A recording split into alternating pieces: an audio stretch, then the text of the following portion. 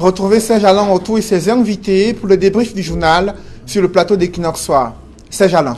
Cédric Noufelet, demain mardi 3 mars 2020, on connaîtra le premier maire de la ville de Douala.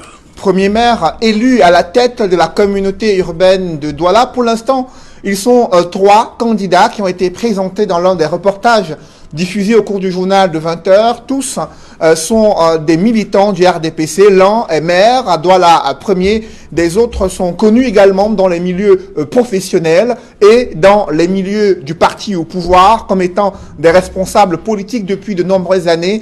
Ils sont en train de dérouler leurs différentes campagnes et professions de choix. Cependant, l'on sait qu'au sein du parti au pouvoir, c'est souvent l'investiture qui prime au-delà des élections en interne durant la session de plein droit du Conseil de la communauté urbaine de Douala. On ne peut rien attendre pour savoir qui sera à la tête de la super mairie de la ville de Douala. Voilà, madame, monsieur, c'est donc l'essentiel. L'Equinox Soir, deuxième partie. Bonne soirée à vous, Cédric. Bonne soirée à vous, Serge Alain. Rendez-vous demain, 20h. Rendez-vous demain, 20h. Madame, monsieur, dans un instant, la suite. Retour sur le plateau Equinox Soir. Nous sommes donc partis, madame, monsieur, pour la deuxième partie consacrée au débrief du journal Un Pincy. Maître Emmanuel Pincy, le Vouri, c'est 270 conseillers municipaux, 218 pour le seul RDPC, notre majorité obèse, voilà. Et tous les candidats et ambassadeurs, Jean-Jacques Lengue Malapa, Maître Dine, Docteur Soleil, tous sortent dans vos rangs. Une autre bataille de crabes. Je crois que les militants RDPC vont se déchirer demain. Vous avez oublié un quatrième homme. Et Poupa. Et Poupa. Et Poupa. J'ai lu quelque part qui s'est désisté. Le maire de Douala 3e. Maître Dinari. C'est Maître Dinari. Maître Dinari, voilà, de la mairie de 6e arrondissement de Douala. Ah, c'est Manoka qui est président? Oui, non. Maître Dinari aussi. Ouais. Maître Dinari. Ok, mais je le connais. De Douala 6. Je le connais. Bon. Oui. Il a été aux États-Unis, je crois, c'est celui-là. Oui. Okay. Non, mais Une bataille entre une guerre fratricide entre militants et RDPC. Non, c'est une bataille normale. Oui. Dans le cadre de cette affaire, parce qu'il fallait le faire. Je crois que le président de la République... Non, déjà, sur tout ce qui se passe, c'est conformément à la loi. Oui. Et contrairement à ce qui était dans le passé, où le délégué du gouvernement sortait tout simplement de nulle part de la volonté seule du président de la République, là, il s'agit d'un élu, et je pense que c'est une avancée positive qui a été faite, et je crois que... Vous pensez, vous avez vu le texte, le premier texte sur le code général? Non, c'est parce que sur ce plateau, Hilaire Zipan était là, les panélistes ont insisté que ce soit un élu. C'est sur le plateau Equinox Soir. C'est pour ça que je dis que on a ajouté ça après le débat sur Equinox Soir. C'est pour ça que je dis que c'est une avancée positive. Oui. Parce que la loi... Merci, il regarde Equinox Soir, hein, Hilaire Zipan. Je dis que le droit évolue. Oui. Et ça, moi, je suis très content de voir que c'est une évolution qui est positive et qui va pour plus, j'allais dire, d'abord de modernité et plus de démocratie. Et c'est de la volonté, et le président de la République a toujours voulu. Bon, maintenant que 4 personnalités, notamment Ambassadine, que je connais, le docteur Soleil Jérémy, qui est de Douala 4, qui a été... Vous le connaissez aussi, oui. Maître Dine, vous le connaissez aussi? Maître Dine, c'est un petit frère qui a Manoka. Jean-Jacques Lengue Malaka, vous le connaissez aussi? Je le connais parfaitement. Et c'est le maire de Douala premier qui a construit cet immeuble magnifique. C'est lui qui a construit l'immeuble? Qui a fait construire cet immeuble grâce au financement du FECOM. Oui. Et je le connais depuis très très longtemps. Et je crois que... C'est votre favori, c'est? Je n'ai pas de favori. Le problème dans cette affaire-là, le problème de cette favori, on a cru à une époque que c'était un Poupa, parce qu'il est DAG du port, et on ne comprenait pas qu'un DAG qui gagne beaucoup d'argent aille dans une mairie, et on pensait que c'était lui qu'on sortait du chapeau. Je ne vois pas les chances des 10 mots dans le cadre de cette affaire. Je crois qu'il y a 2 candidats qui sont les... Bon, Jérémy Soleil, c'est quelqu'un de très bien que je connais. Mais est-ce qu'il a suffisamment une expérience de connaissance du terrain sur les mairies? Mais on a vu une tonne-tonne. conseiller, hein? Oui, mais on a vu une tonne sortir également de l'hôpital à Cantini pour diriger, qui est délégué du gouvernement, est resté quasiment 14 ans.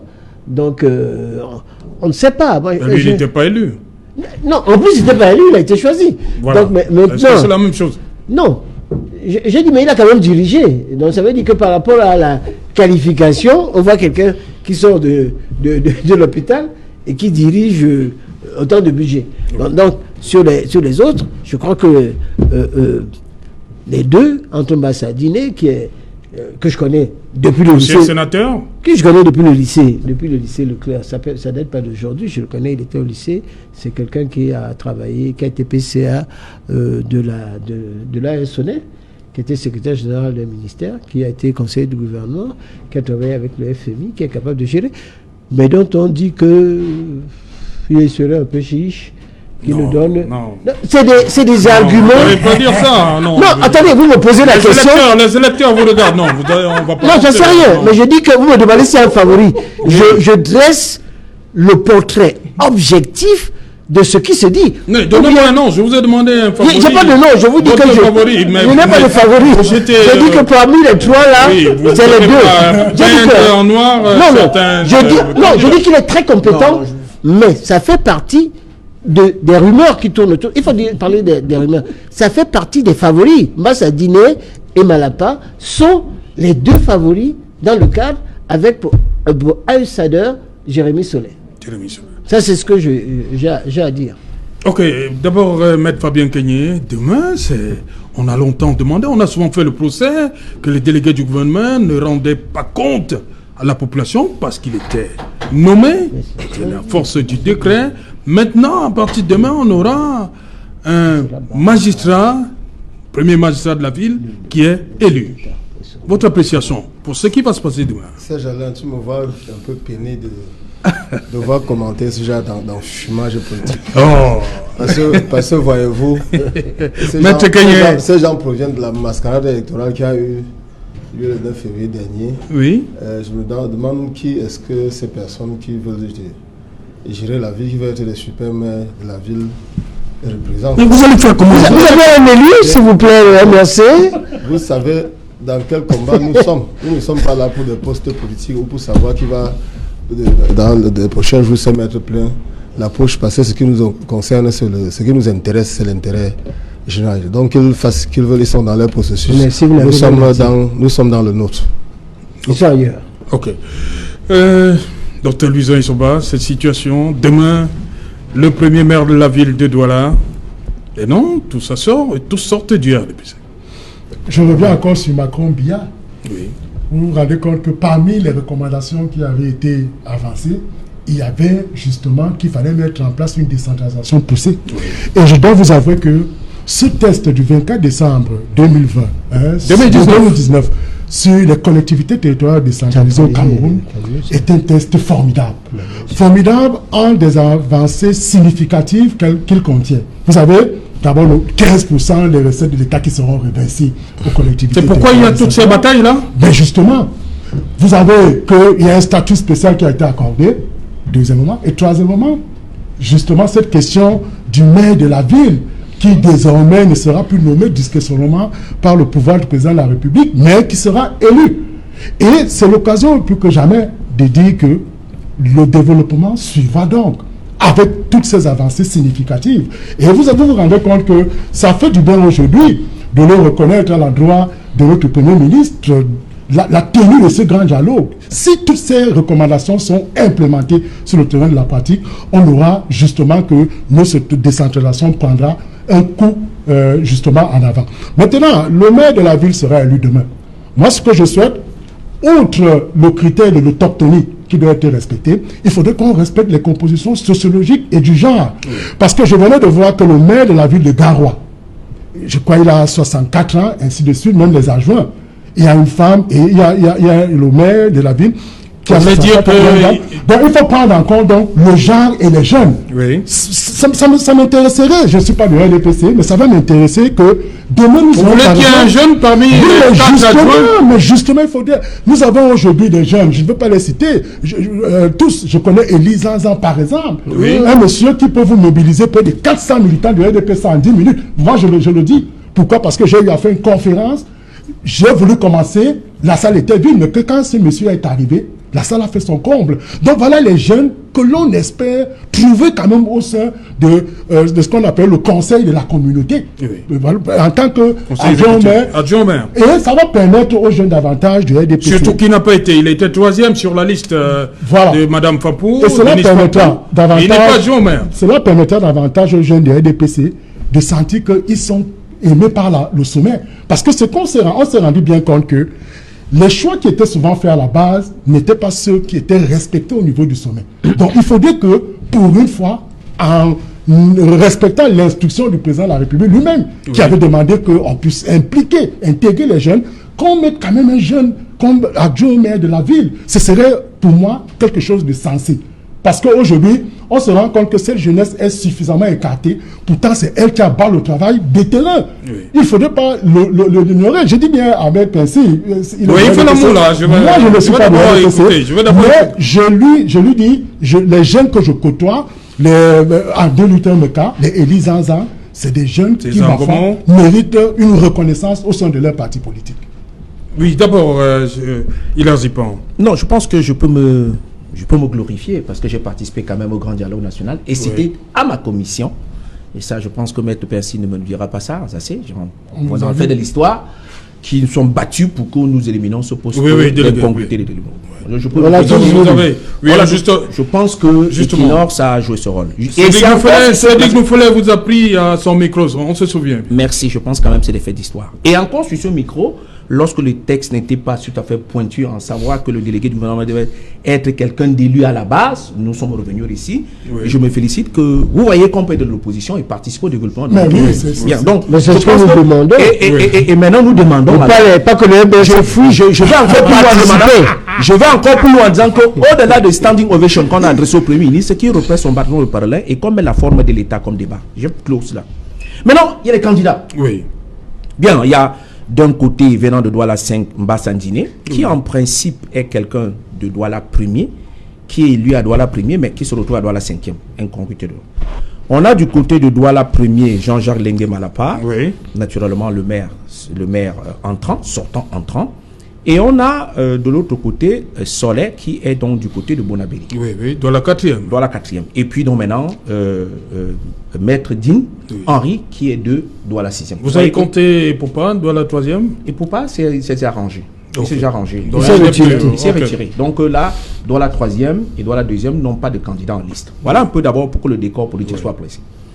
La deuxième approche que je voulais dire, c'est que quand vous prenez Douala 3e, au jour d'aujourd'hui, il y a le moins de contestation au niveau de l'élection du maire d'arrondissement. Donc en principe, là, il y a un peu d'accalmie. À Douala 4e, on a juste une petite précision, la contestation est venue au niveau du poste qu'on accordait à l'adjoint du SDF. Bien entendu. Ils ne se sont pas entendus. Ils ne sont pas entendus. Au RDPC, les choses sont bien passées. Exact. À Douala 4e, il y a un nouveau venu, un jeune médecin qui a renversé le docteur Mpa.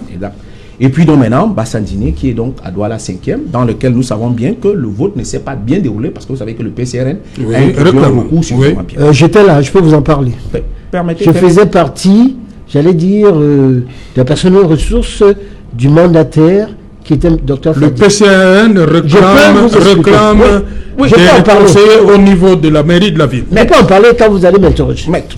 Non, je voudrais être précis. Oui, je vous le concède, maître. Voilà. Je voudrais donc être par rapport à ça que nous voyons d'abord les forces en présence.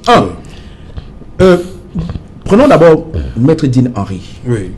Il a maire de Douala 6e. Non, Douala 6e. Il est issu de Douala 6e. Oui. À l'époque, lorsque l'opposition avait remporté toutes les grandes villes, les grands arrondissements de Douala, Maître Henri Dine était pratiquement le seul grand conseiller, et ça de mémoire, le plus jeune à l'époque, en 96 pour être plus précis, qui était grand conseiller, qui a pu quand même tenir la digue du RDPC. Ça, il faut le lui reconnaître. C'est quand même un garçon. Ce sont ses faits d'armes. Ce sont ses faits d'armes qui ont quand même tenu le RDPC quand il était très mal. Et par la suite, il n'a pas été suffisamment récompensé. Il allait prolonger ses études aux États-Unis et il est revenu. Et par la suite, il a intégré le RDPC. C'est quand même un garçon qui connaît suffisamment la maison, d'abord en tant que grand conseiller et en tant qu'employé. Donc, il connaît bien la maison. Ça, les auditeurs de Radio Equinox l'ont suivi ce matin. C'est quelqu'un de compétent. Il est très compétent. Bien. Soler a été grand conseiller de 82, de 2013 en 2020, la période sortante. On connaît comme médecin, biologiste. C'est un monsieur bien. Ah voilà, donc voilà également qui connaît bien la communauté, qui a été président de la commission de l'environnement à la communauté urbaine. Et je peux vous dire qu'entre lui et les délégués sortants, ce n'était pas l'amour, ce n'est pas le grand amour. Ah oui. Parce qu'il apportait son point de vue.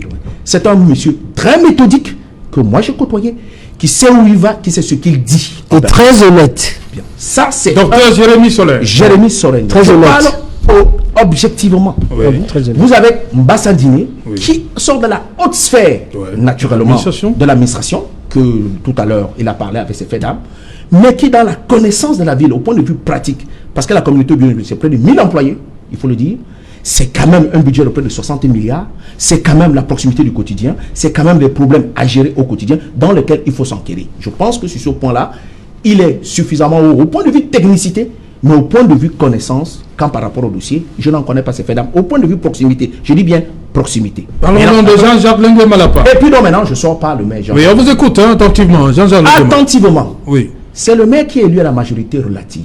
oui. Premier élément, cet élément, qui a pris tous les postes du premier adjoint au quatrième adjoint. Premier élément. Est-ce qu'il peut pour autant partager?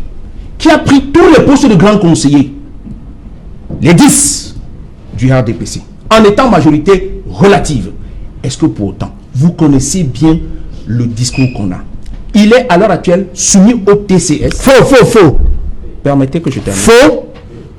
Et je vais y revenir. Je peux terminer. Vous avez objection? Objection. Je peux terminer.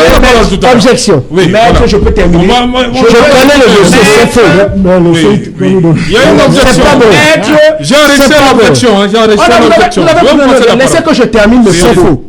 Il peut vous attaquer. Oh là là. Continuez. Je peux partir. Bien. Donc, je dis bien qui est soumis à une appréciation du TCS. Non. Maître peut dire le niveau d'appréciation.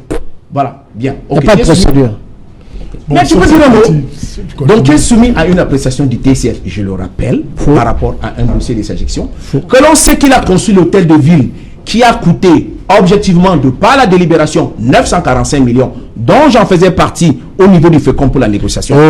Objection, parce Ouais, qu'on ne peut pas, laisse. lors de vote, vous commencez à attaquer quelqu'un comme ça, Maître, je peux. malhonnêtement, alors que la Maître, personne je peux est terminer. il n'a pas à le faire. Maître, je peux terminer. Non, Maître, je peux terminer. D'autant plus que vous avez engagé une procédure en Maître. contestation, Oh là vous le là savez, de l'élection devant la chambre administrative. Et je suis l'un des avocats du RDPC. Donc vous êtes son adversaire et vous ne pouvez pas venir la veille d'une élection le taper dessus. Ça n'existe pas. Je n'accepte pas ça. Vous avez On tout à est fait ici raison. pour une Vous avez- objectivité. vous avez tout à fait raison, maître. Oui, vous l'avez attaqué. Mais je peux terminer. Je peux Non, terminer. vous ne pouvez pas terminer sur lui. Mais tu peux terminer.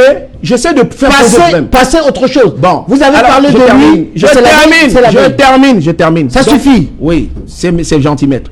Donc, à partir de là, nous avons donc les 4 candidats tels que le tabloïd a été placé. Dans l'ordre, maintenant, il revient donc au conseiller d'en faire le choix de manière conséquente. Doit-on pour autant voter quelqu'un qui n'a pas de la compétence? Vous choisirez à l'intérieur ceux qui ont de la compétence. Doit-on pour autant voter pour sauver notre ville en ce qui concerne ses possibilités de développement? En principe, vous allez visionner naturellement les différents programmes pour savoir s'il en est le cas. Va-t-on pour autant choisir quelqu'un au point de vue innovation, comme il venait de dire tout à l'heure le docteur Essomba, en intégrant les jeunes? Là va être tout l'ordre. Vous savez bien qu'il y a 4 adjoints. Et si l'on prend la proportion de 270 divisé par la proportion du nombre d'adjoints, en principe, l'opposition, dans sa composante, devrait avoir un poste d'adjoint au super-maire. Si tel n'est pas le cas, la répartition se fera. Je pense qu'à cette proportion-là, il faudra donc regarder dans toute cette composante-là. Parce que la loi sur... Il peut y avoir 3 adjoints RDPC et C'est possible. un de l'opposition. Si l'on suppose que le super-maire doit refléter autant que possible la composition de la ville, il n'en demeure pas moins qu'il faudra intégrer ces paramètres-là. Donc, j'ai donné les éléments là pour que, objectivement, que ce soit de Bassandine, que ce soit de l'autre, qu'on puisse choisir avec aisance le super-maire. Maître, vous avez la parole. Maître Pensy, vous D'abord, avez fait objection. La première chose, je trouve que ce n'est pas très honnête d'attaquer quelqu'un à qui on fait un procès devant la chambre administrative. Ça ne se fait pas. Il faut avoir une certaine... Non, il faut avoir une certaine élégance et que vous avez passé votre temps à être son opposant, à le vilipender la veille d'une élection. Il a introduit un recours également. Il a introduit un recours en annulation de ce procès.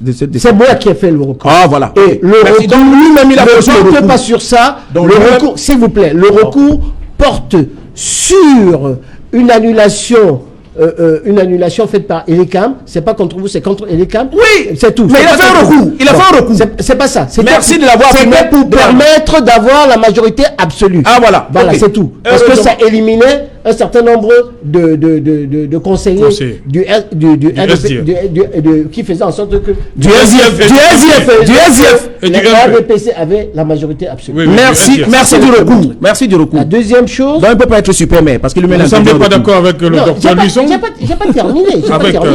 Le problème, c'est que je parle de ça parce qu'il faut parler de la loi sur la décentralisation. Moi, j'étais récemment en Tunisie. Elle a mis 27 ans pour pouvoir être implémentée dans le pays.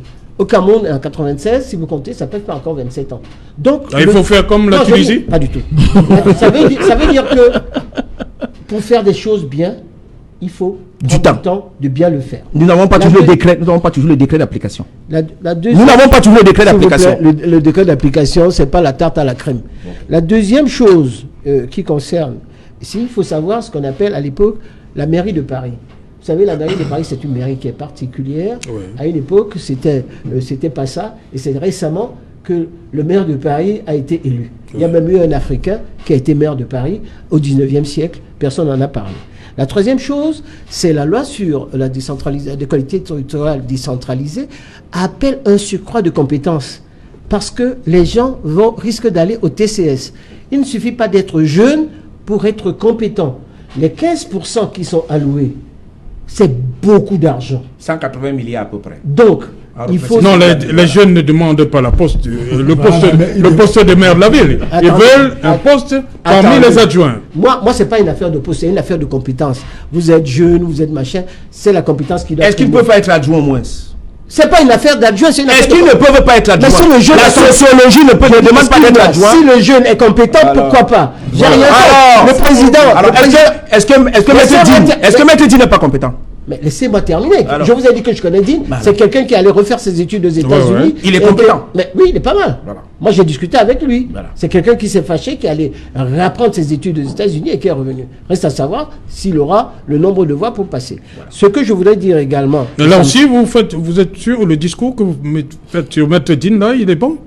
Je vous ai dit. Vous avez parlé de Mbassadine. J'ai dit que Mbassadine, c'est quelqu'un qui est bon. Ah. Qui est bon. Et Soleil? C'est quelqu'un qui est bon. Alors, donc tout le monde est bon. Tout le monde est bon. Non, attends, qui est honnête. Je dis que nous avons la chance d'avoir 3 candidats qui ne sont pas mauvais. Voilà. Et nous avons également, même si vous ne me le dites pas, Malapa, qui a été un très grand maire et qui est bon. Donc c'est la bataille est là. Ah bon? Même si et qui prend tout? Non, et qui prend tout? Il est bon parce qu'il prend tout. S'il vous plaît. Ça, c'est votre problème d'ordre personnel. C'est pas d'ordre personnel. La répartition l'oblige. S'il vous plaît, vous n'êtes pas élu. S'agissant de Douala 5, là, il faut revenir dessus. Ah oui, c'est lui qui m'interdit d'être élu. Merci, maître. C'est pas dit ça. C'est pas grave. Allons-y, maître. C'est pas dit ça. Vous avez été battu. Et vous avez fait une contestation. D'une manière malhonnête. Non, s'il vous plaît. Nous passons devant une juridiction qui est la juridiction administrative. Et il fallait attendre qu'elle rende son verdict. Que vous soyez élu ou non, ça ne me dit rien du tout. D'une manière ou d'une autre, ça n'empêchera pas au RDPC d'avoir sa majorité, vous le savez bien. Confortable, obèse, qui ne nous permet pas à des gens parce que vous êtes quelqu'un, s'il vous plaît, vous êtes quelqu'un qui titillait. Pas titillé, je suis pointu à la matière. Qui dit les vérités, je dis que qui apporte les preuves, il est nécessaire, qui conteste s'il vous plaît, en permanence. Il est nécessaire qu'il y ait des gens qui apportent aussi. Même au grand dialogue, j'apporte. Je n'ai aucun problème. Vous n'étiez pas le seul. Vous avez grand dialogue. Alors, la deuxième chose. Vous n'étiez pas. Non, moi j'étais à la première partie. Non, vous n'étiez pas. J'étais invité. J'étais au grand dialogue. Vous n'étiez pas. Le premier jour, j'y étais. Vous n'étiez pas accepté d'abord. Vous n'étiez pas. Vous avez été reçu par le premier ministre. J'ai été reçu par le premier ministre. Oui, mais ça, c'est pas le dialogue. Ça, c'est le préliminaire. Mais laissez-moi, est-ce que vous pensez que... Ça, c'est les préliminaires. Monsieur, je devais aller à les préliminaires. C'était pas les préliminaires, monsieur. J'étais à Paris le lendemain. On en a rien à cirer. Alors, monsieur, laissez-moi... On en a rien à cirer à Paris. Si on est au Cameroun, à Douala. Si, monsieur, taisez-vous. Laissez-moi, c'est moi qui parle. Pour le moment. Deuxième chose que je dois dire dans cette affaire concernant Douala 5e. Monsieur Dr Fadil était le mandataire et j'étais personnalité ressources. Le RDPC a respecté ses engagements. Oui. Et s'agissant des maires et maires adjoints, il y a eu 61 voix sur 61. Le problème s'est posé maintenant au niveau de ce qu'on appelle les grands conseillers, où il y a eu un problème. Il y a eu une liste. La première liste ne respectait pas les composantes sociologiques, mais cette liste avait des gens du PCRN. Et cette liste a été battue par une liste dissidente. C'est ça qui a posé les problèmes. Et les gens du PCRN et du SDF, on leur a demandé, vous voulez être sur cette liste ou sur cette liste? Parce qu'il n'y a pas pu y avoir consensus. C'est ça le problème qui s'est posé là-dessus. La troisième chose, ça concerne tout simplement ceux qui ont fait des recours comme vous, et notamment à qui conteste. Monsieur Nguindol, dont vous parlez, a déposé une plainte contre Monsieur Malapa au TCS. Elle n'a pas fonctionné. Je peux vous assurer qu'à ce jour, la décision a été prise. Oui.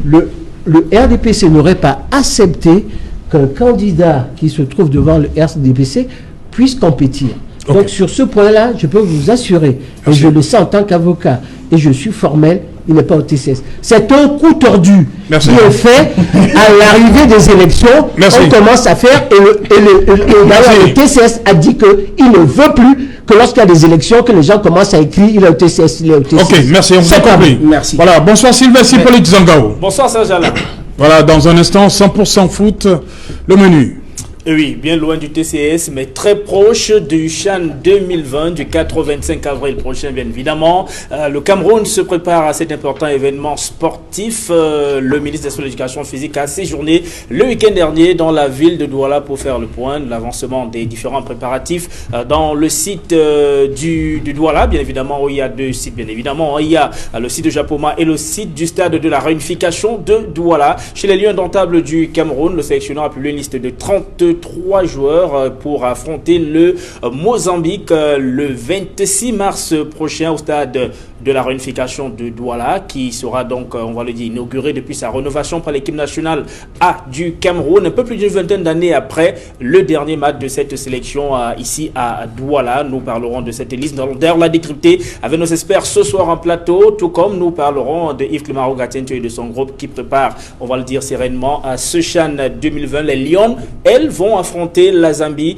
jeudi prochain au stade Misso Amadou Haïdou de Yaoundé, un match important pour les éliminatoires des Jeux Olympiques de Tokyo 2020 pour le tournoi de football féminin. C'est le dernier virage, ça passe ou ça casse pour la sélection du coach Alain Diomfa. Nous reviendrons aussi sur le championnat professionnel qui a désormais deux de ses ambassadeurs en sélection nationale, le gardien de but de stade Renard de Mélon et l'attaquant de l'Union sportive de Douala Boubakari Sidiki et Paneli Tizi, le gardien de but de stade Renard de Mélon. L'Union sportive de Douala, après une série de victoires, a été stoppée encore ce lundi dans son élan. Les Nassara Kamaka ont été battus 2-1 par Geste Info. Voilà, tout à l'heure ce sera 100% foot, juste 30 secondes pour vous. On a suivi une histoire de GPS, transporteur rapidement et l'Erzipan, rapidement, 30 secondes. Pour éclairer l'opinion, le problème est simple. Dans la procédure des marchandises en transit, la douane doit pouvoir donner le certificat de départ. Oui. Il va savoir que les transitaires qui ont fait pratiquement toute la procédure afin de faciliter le transport du pays de l'intérieur que le Cameroun, soit par le Tchad, soit pour la Centrafrique, sont assujettis à la pose du GPS. Mais le GPS, dans ce cas-ci, est posé sur la batterie, d'une part, du camion, d'une part, ce qui est désuet, d'autre part, coûte 35 000 francs aux transitaires et coûte 20 000 francs aux chauffeurs. Au-delà de ces sommes payées, vous n'arrivez pas à avoir le GPS dans un délai parfois de 1 semaine, de 2 semaines et de 3 semaines. C'est ce manque-là, ce retard-là, et je rappelle en passant que ce GPS n'est ni rattaché à la douane, ni rattaché au transitaire. Donc c'est un particulier qui a obtenu ce marché auprès de la douane camerounaise pour mettre une traçabilité sur les camions. Mais seulement cette procédure, elle est désuète, dépassée, et nous pensons qu'il est temps, parce que ça a fixé à l'heure actuelle l'économie camerounaise. Quand vous perdez 7 jours sur place déjà pour attendre le GPS, quand vous mettez 7 jours pour arriver à la frontière, quand vous mettez 7 jours pour rentrer pour les convois, pour ce qui est de la Centrafrique, vous voyez que pratiquement en un mois, vous avez mis 21 jours pour la randonnée de 2 300 000 pour un camion qui a des charges fixes, l'assurance, vignette, chauffeur, carburant. Merci. Donc, elle n'est pas rentable. Merci Lazipan. On vous a interrompu tout à l'heure avant le journal, Dr Luison Issoba. Est-ce que le coup de fil du président Macron hier au président Biya bien siffler la fin de la récréation. Tout va rentrer dans la normale? Non, pas du tout, pas du tout. Je pense qu'il y aura... Par rapport à tout ce qu'on a vu en semaine. Il y aura des rigueurs parce que vous savez, à partir des manifestations qui se sont déroulées en face de l'ambassade de la France au Cameroun, il y a eu des actes de provocation. C'est-à-dire que c'était des actes de provocation très fortes. Et j'estime pour ma part que la France ne laissera pas cela comme cela. Et moi je dis, c'est très bien parce que le président de la République, et je l'ai dit dans mon propos prélogoménal, c'est bien parce que le président de la République a décroché le téléphone de Macron et qu'ensemble, ils ont échangé. Ça fait de sorte qu'aujourd'hui, certaines velléités peuvent se taire à partir de là, parce que des compromis se sont mis en place. Voilà ce qu'il faut pouvoir expliquer. Et tout à l'heure, vous avez posé la question, quel était le choix pour le maire de la ville? Oui. Moi, je dois vous avouer que tous les candidats sont sérieux, mais celui pour lequel j'estime avoir du profil, moi je pense à Jérémy Soler, parce que c'est ce monsieur qui, au moment où les 11 délégués de la communauté qui avait été illégalement licencié par Fils Tonnet, il est venu au chevet de ces gens-là. Et il a géré avec de la maestra, la Ketini, ici à Douala. Donc moi je pense que c'est très honnête. Les candidats sont tous sérieux, ils sont tous compétents, mais il y aura l'approche humaine ou humaniste qui va beaucoup compter parce que M. Soler a suffisamment aimé les jeunes.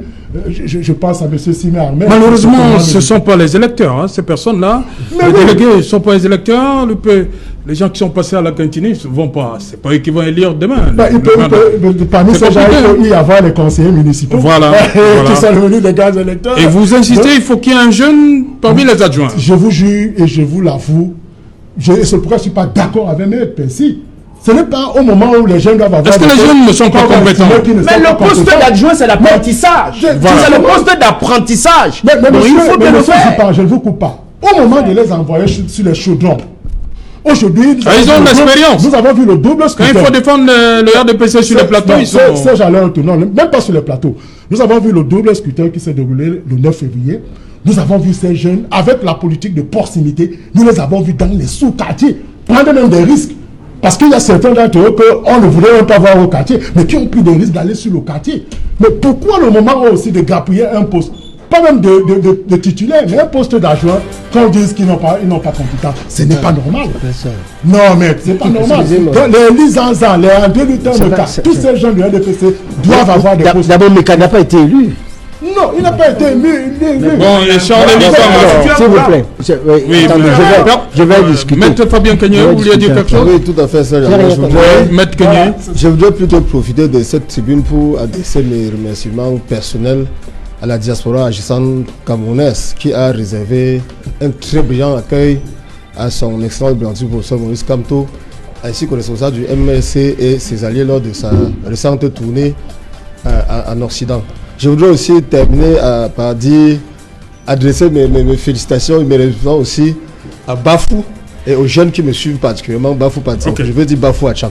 Voilà. Merci bien. Maître Pensy, pour sortir, je voulais dire que moi j'ai rien contre la jeunesse. Voilà.